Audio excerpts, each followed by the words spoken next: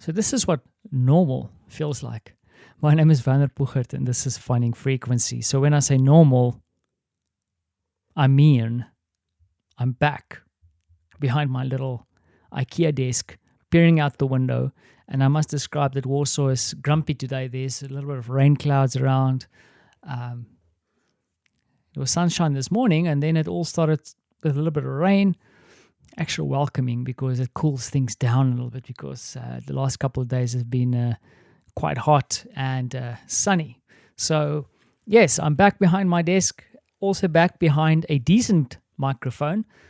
I don't usually talk about my processes, but I usually use a microphone attached to my iPhone when I'm on the move. So I do recordings using my iPhone and this funky little Shure microphone, which I actually think produces quite good quality audio when you set it up properly. And now I get to use my normal microphone. I'm sitting behind my laptop like I usually do. And I started doing some administration, catching up with some work this morning. Francie disappeared along with his aunt. I think they're still out strolling about and exploring things, which he loves to do. Shane, the poor guy, also had a bit of an accident last night because I was watching a movie. Martha went to bed and Francie decided to sleep in our bed. And during the course of the evening, he woke up and rolled and crashed off the bed with a massive thud. Luckily, nothing serious happened, but it is always a scare when the little man falls down. You don't want to do that. And I wonder, like I always report back on these crazy things happening. Are we bad parents? Are we breaking our son?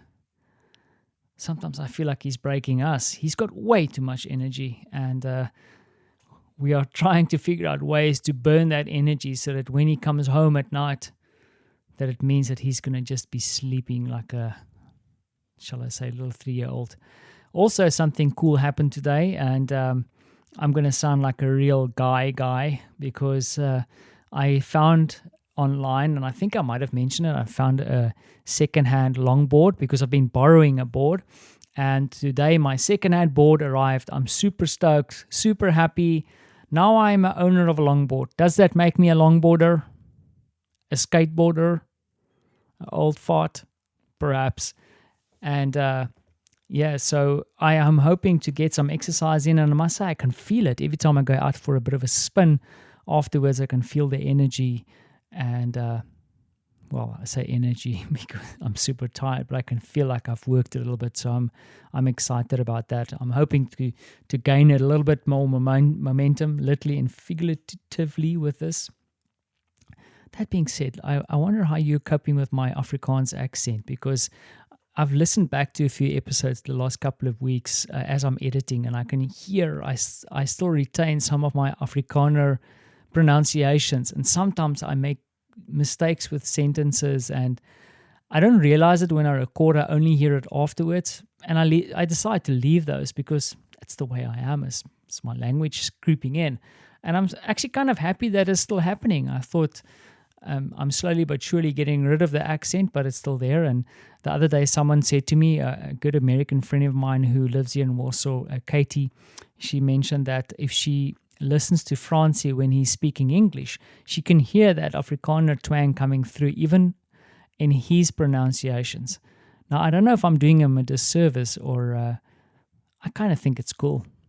That being said, on a serious note, I also got to catch up with a good friend of mine over the weekend, and we had a very, very brief discussion around where he's at in his life and how he's dealing with things. A South African buddy of mine, someone who went to school with me, and someone who I built up quite a friendship over the years, even after school.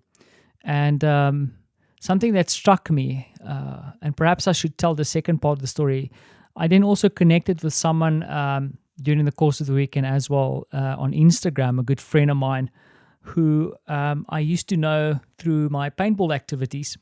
He wasn't necessarily a teammate, but he was always around, and he was part of the family of paintballers, and loved by many. A strange character, and I always see him kind of dunking himself in these like ice cold baths. He fills like these inflatable baths, and then he fills it with ice, and then he kind of jumps into this ice water. And this week he posted a photo of himself doing that, and where he's living at the moment, it's winter, and he was jumping into a river, like a freezing cold river, doing the same. And I asked him via message, like, why is he doing that? And his response will also connect with why I'm mentioning these two friends of mine, because they basically, give or take, a year or two around my age.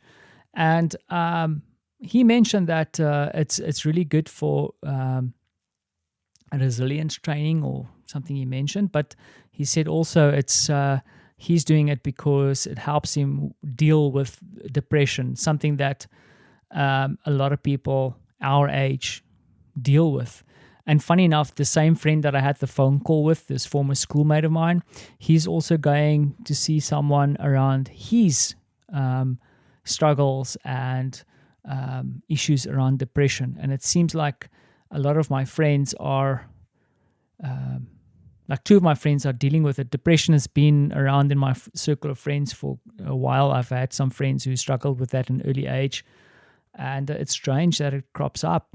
It's a disease, if I may say so, a struggle that I don't fully understand, but sometimes I also think that I struggle from that a little bit, because you realize that you should be happy. You've got so much to be grateful for, but still you remain unhappy, and you feel this dark cloud moving over you, and you don't know how to deal with it, and you don't know how to snap out of it. And I think we all deal with it different ways: exercise, connecting with dear friends, and having deeper conversations. And I think that is the thing, is that you have to find a way to deal with that.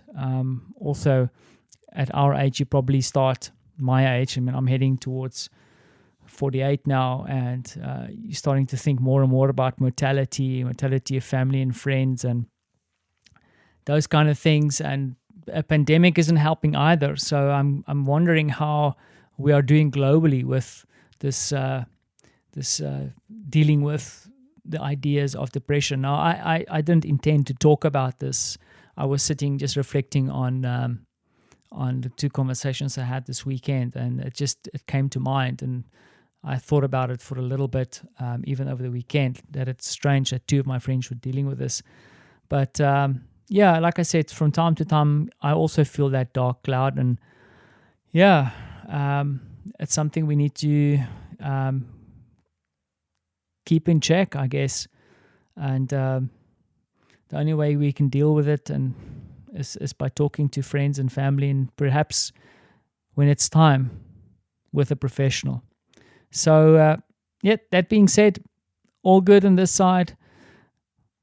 Looking at my longboard, hopefully I'm not trying to make up for something here or hitting a midlife crisis again. But I hope you're keeping well on that side, and yeah, keep on fighting the good fight. We are doing that here in Warsaw, that's for sure. Thanks for listening.